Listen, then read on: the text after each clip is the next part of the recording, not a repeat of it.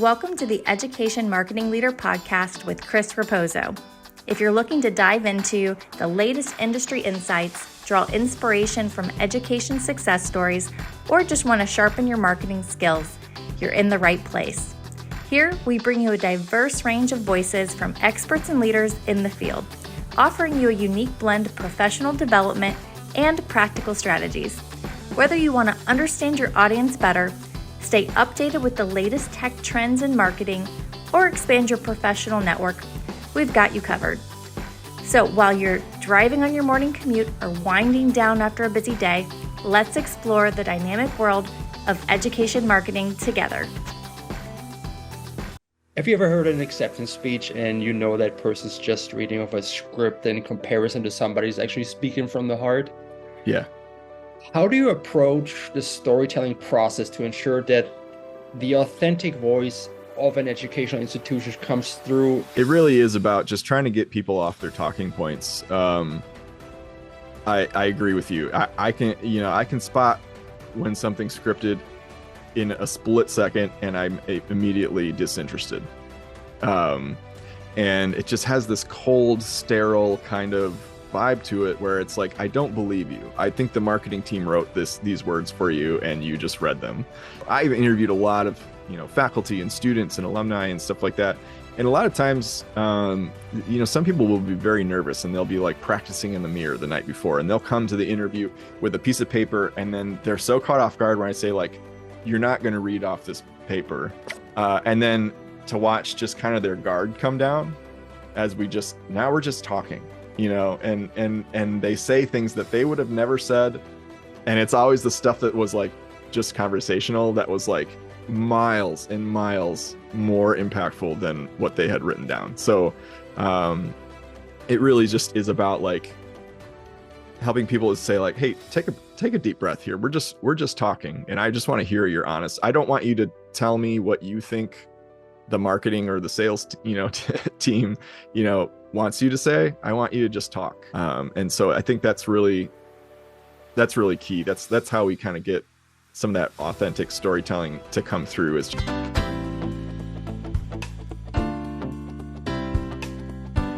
Hello, everyone, and welcome back to another episode of the Education Marketing Leader with Chris Raposo. Today, I have the pleasure to welcome John Azoni. John, welcome to the show. Thanks for having me, Chris. Hey, John. So you are the owner and executive producer of UNVEILD, and you're also the podcast host of the Higher Ed Storytelling University. That's kind of how I got to know about you, through your podcast. But after doing some research on you, and we talked in the past as well, I found out that you have a degree in fine and studio arts, and you're the owner of a video production company that helps higher ed marketers to put out consistent student and alumni success stories through video content. Can you give us a little bit of a background about your journey and how you got into the field of higher ed marketing? Yeah, so I went to art school in college, and I thought I was going to be a painter, gallery artist, and I did, I do show in galleries and stuff like that, but that didn't end up being my main career. I left college, kind of stumbled into a job in homeless outreach in Detroit. My best friend and I had just been developing relationships with some of the homeless population in Detroit, and really with no agenda, just kind of like making friends with them and bringing them sandwiches and meeting their needs and things like that. One thing led to another. We got picked up by a big nonprofit organization to do it on a more corporate level. That's kind of where I really started to realize, my passion for storytelling and also content creation in general, and also my passion for just like the way that human stories can really motivate us into action. It's a very difficult job, going from just really having no agenda of, there was no one expecting me to solve homelessness for these people when I was just doing it for, for free. But now you got all these funders involved and stuff, and now they want to see outcomes, and that became very hard. And so where I kind of gravitated towards was hearing their stories, and really being passionate about telling their stories. And I found that, like, you know, even in those times where it was hard to be compassionate because you're up against this very big issue that's very intertwined, you know, solving homelessness. It's like, if it was easy, everyone would have done it already. You know, so it was, sometimes we'd be kind of frustrating and demotivating. But when I would hear someone's story, it would just like bring me right back to center of like, this is a real person. You know, and they have a past, they've had a family, they have interests, and they're not just an issue to solve. They're you know, a real person. And that would always like just catapult me into action. And so I always kind of take that with me of just the power of storytelling to really motivate people. But you know, doing in the course of that job, I was doing a lot of video work. Became really interested in that. YouTube had just come out and stuff like that. So when I left that job, eventually just kind of stumbled into what I thought was going to be a temporary job at my buddy's video company. Started as an editor and stayed there for over a decade. And then started Unveiled.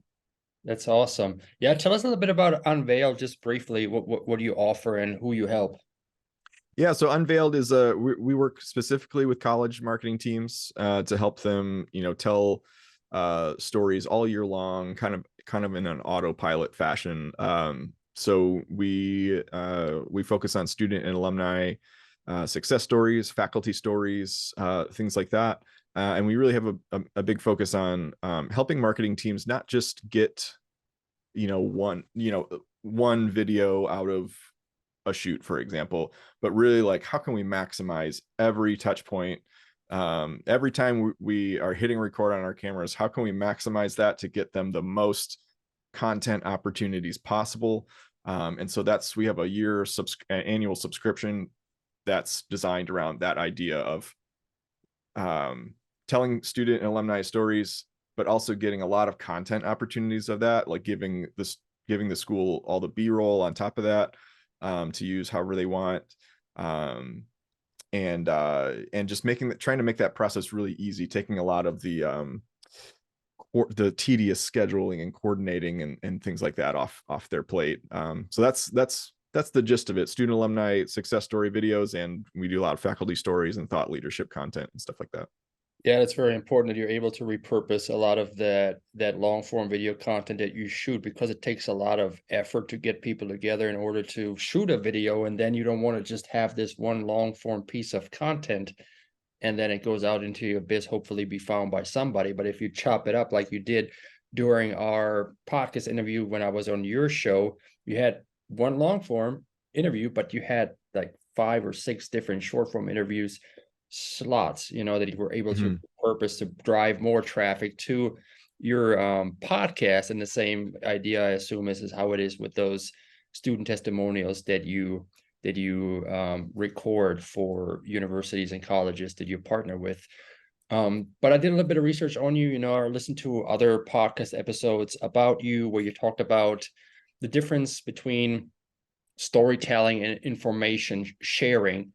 You know, and some people, they may just think, you know, if I put a nice video on there with some information that is a story, but I know you have a different thought and approach about storytelling. So could you share with the audience how you define storytelling and the concept in the context of video production and how it differs from mere information sharing?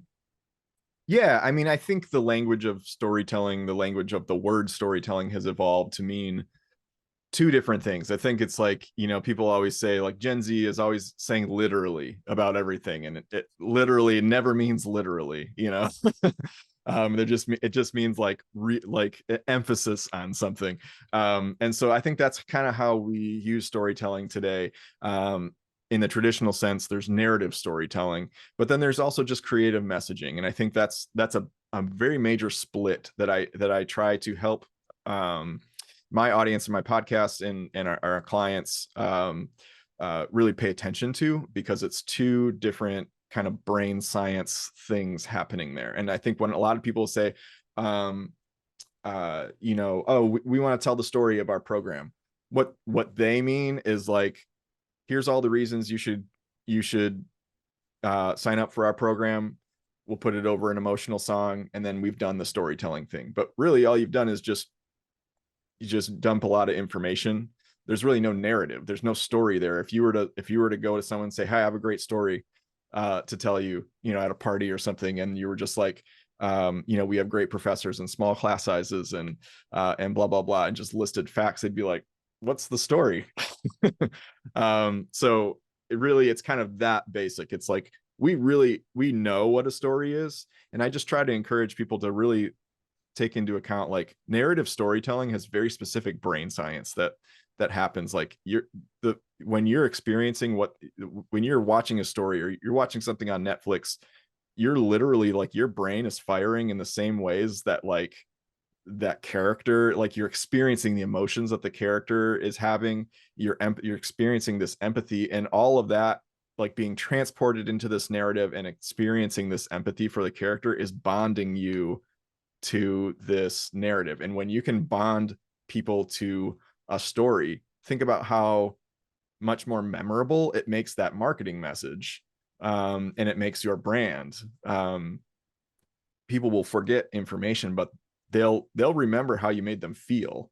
And so that's what I help schools really focus on, is how can we, knowing that information is really important. We do want to create videos and give information in those videos. We don't want to just be storytelling all the time, but how can we kind of take a side route and go, like, what's a journey that a student went on that may not have any direct, marketing messaging incorporated in it about your program? Let's just take people on a journey and allow them to realize on their own the benefit of, your school. Yeah. So kind of two different ways of saying storytelling. Yeah, storytelling is a very, very powerful way to relay information, whether it's a positive or a negative way. And it's through video or through music, right? And sometimes if you feel yourself being down, you may want to watch or consciously evaluate what you're watching or what you're listening to, because sometimes what you're listening to on your drive to work, if it's a sad song or a depressing song, you'll internalize that as well. So, be careful what you put into your ears and into your mind, is what I always say to people, because it's such a powerful way to make people think. So always be careful with that. But if you use it for a positive way, like you just described in higher education, to help people understand the value of an institution, that is the right way to go about it, to tell a story. So talking about higher education, I know you worked in a different field before, nonprofit, but why do you believe that storytelling is particularly crucial in the realm of higher education marketing? Well, I think that there's, when I started my company, I thought, like, here's the videos that I like doing. I thought about my whole, career over a decade of working in corporate video production and doing a lot of nonprofit, a lot of church stories and corporate law firms and things like that. And I just thought about, like, the times that I worked with colleges and the number of storytelling opportunities there. It's like, college is just such a raw time for people where they're just figuring themselves out. It's really such a journey that they're on, and I think that journey is it's so ripe with, like, opportunities for other people to see that and empathize with that, and know that it's going to be okay, or this is the right solution for me, or something like that. So when I started my business, I thought, like, where can these types of human stories be most impactful in the marketplace, in a marketing setting, and higher ed was first to come to my mind. And so that's kind of what I pursued. But yeah, I think it's really all these, you just have a gold mine of students going through different things, struggling with different things, having success with different things, going into really exciting careers, studying things that are changing the world, creating environmental sustainability and research and all this stuff. And it's like, that's such interesting, great content that just seemed like low-hanging fruit to, like, let's tell those stories kind of thing. Yeah, and it's life-altering content as well that inspires people that may be on the fence about higher education to pursue a degree and change their life in a positive way. One of my missions is to relay how to target non-traditional students to go to university, or because I was a non-traditional student enrolling at university at the age of 30, and it changed my life dramatically in a positive way. So if there are people out there who may think they are too old, they may only know about student stories of kids throwing frisbees on a lawn at a college campus, and they don't know Yeah. the other side of an adult learner grinding through and getting their degree. So you also want to make sure that you communicate that diversity, equity, inclusion, and belonging, that these individuals feel like they could be part of something like that as well, even if that's not right now part of their mindset. So sharing those stories via video, success stories, but also the struggles, is something I think higher ed institutions could utilize to get those adult learners back to school, especially relevant during the demographic enrollment cliff, as there is a downturn in traditional age students. So that's something to consider as Yeah, absolutely. well. So you worked with quite a few higher ed institutions now. Can you give us an example of how a narrative has transformed a higher education's brand perception or outreach? Like, you don't have to name a school, but do you have an example of somebody you work with and that positively impacted their institution?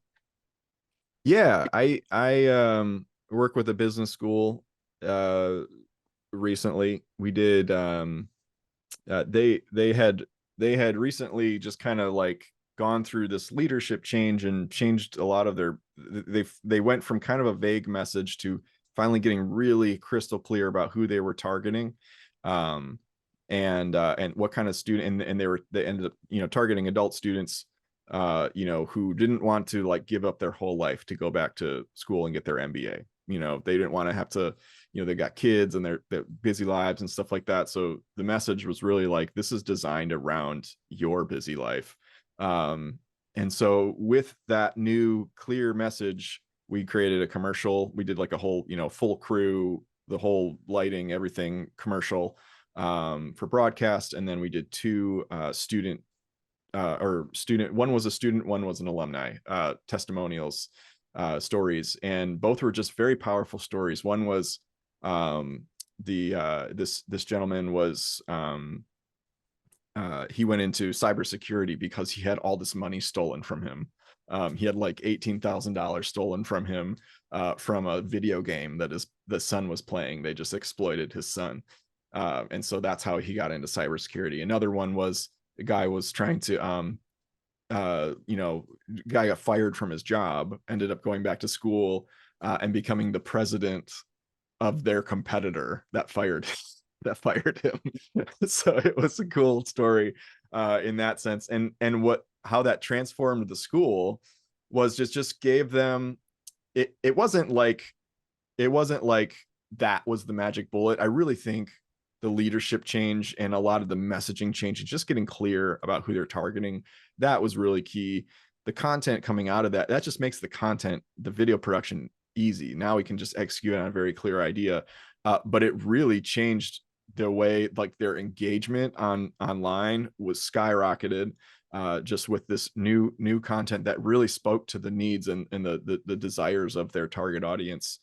They were able to repurpose that stuff a lot, and we get a lot of additional commercials and additional stories out of the content that we provided. And yeah, it had a big effect, and it's been fun. It was fun to watch all the comments come in on those videos, like on LinkedIn, of students being like, yes, like that is exactly why I went to this school, or like, that's exactly what this school did for me too, and to have that, like, it's like, okay, we hit that right empathy nerve.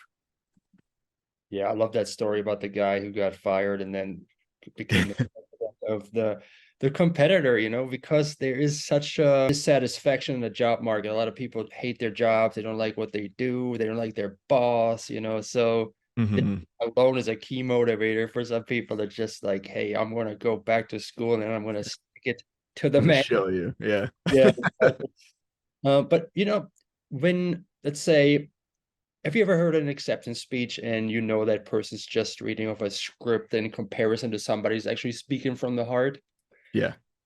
How do you approach the storytelling process to ensure that the authentic voice of an educational institution comes through in your video production, right? When you partner with somebody to speak on that behalf, because we all know when something's totally scripted in comparison when something actually is authentic.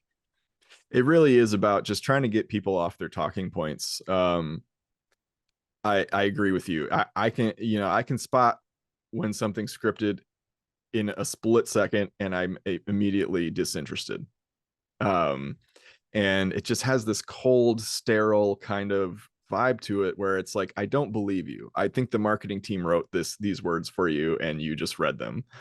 I don't believe that you feel anything that you say you feel in this video. So I've interviewed a lot of faculty and students and alumni and stuff like that, and a lot of times some people will be very nervous and they'll be like practicing in the mirror the night before, and they'll come to the interview with a piece of paper, and then they're so caught off guard when I say, like, you're not going to read off this paper. I'm going to ask you questions, like, let's put that paper over here, you can look at it like here and there, but like and then to watch just kind of their guard come down as we're just talking, and they say things that they would have never said, because sometimes we'll get them to like read their paper after just to make them feel comfortable. It's like, okay, read, just so you didn't like put all that work to waste.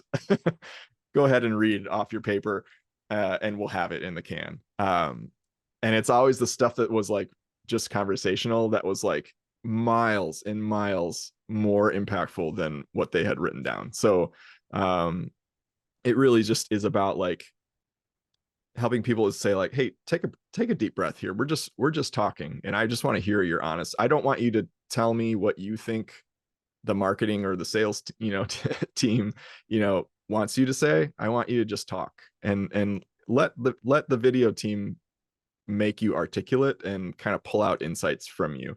And so I think that's really key. That's how we kind of get some of that authentic storytelling to come through, is just giving them permission to just talk, ramble, go on tangents, whatever. Like I always tell people, your job is just to talk and just to be honest, and my job is to make you sound great.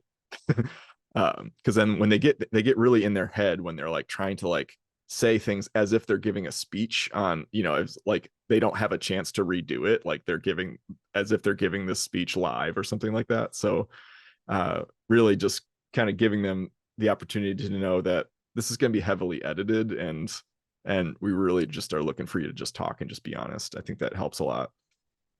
Yeah, that's definitely where the magic is, when you go beyond your note sheet and then just speak from the heart. I've noticed that too when I started doing webinars at the beginning of the year. I had like everything written out and I just basically read it off, and Yeah. it was clear that it was scripted and it wasn't authentic. And then later on, when I got a little bit more comfortable in front of the camera, then I was just free flowing, and it just had a better impact and a connection with the audience afterward. So Yeah. definitely, I know it's difficult at the beginning, especially if you haven't done it before, to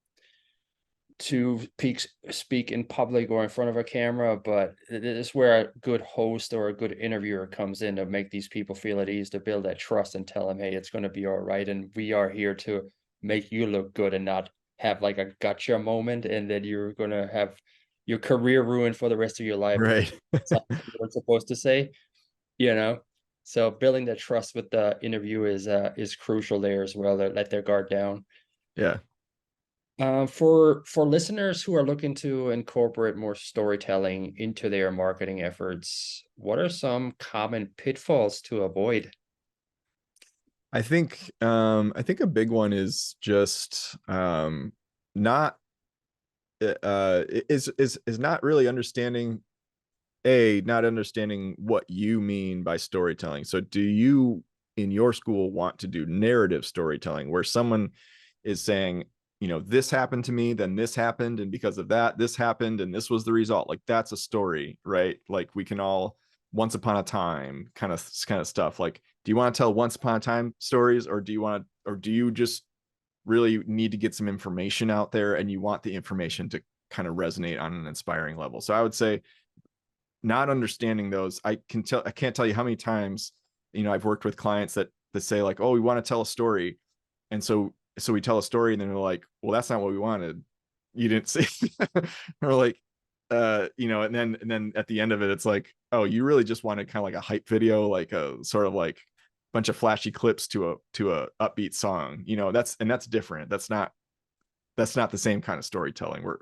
So I would say like that's one common pitfall, is just not really knowing when you say story, like what you really mean or what you want to do. So getting clear on that is important. But then also a major pitfall is just not having stories, not even knowing what's powerful, within your midst, what students are doing. You might know like, oh, this student is doing really well, or maybe they've got this cool internship, or they graduated and they got this cool job, and that's all great. There's definitely stories within that, but there's probably students that are like, if you just dug deeper with them, have something really cool going on.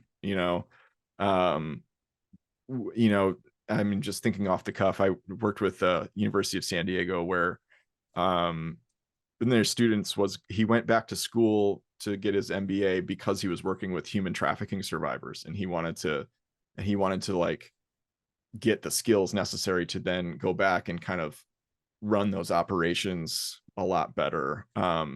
And you might know that, someone coming in on the surface, a professor might know that, but that's kind of something where it's like, oh, this person isn't just like, oh, I always wanted to, go into business, and no, so now here I am, I'm going to business, and then I'll get a CEO job after that. But it's like, really, like, no, this person has a really special heart for the marginalized, so let's talk about that. And how does business help the marginalized? That's not when you sit in the marketing team meeting, what stories could we tell? That's probably not the first thing you come in your mind. Like, how does business help people who are in modern day slavery, in human trafficking? But like, by talking to people, you really get a sense for what's really going on. And so I think that's really important, to just get out there and have conversations with people, and help your professors and your department heads understand what kind of content you're looking for. You're not looking for just like, tell me great things about the school. You're looking for like, what's really under there that's like interesting.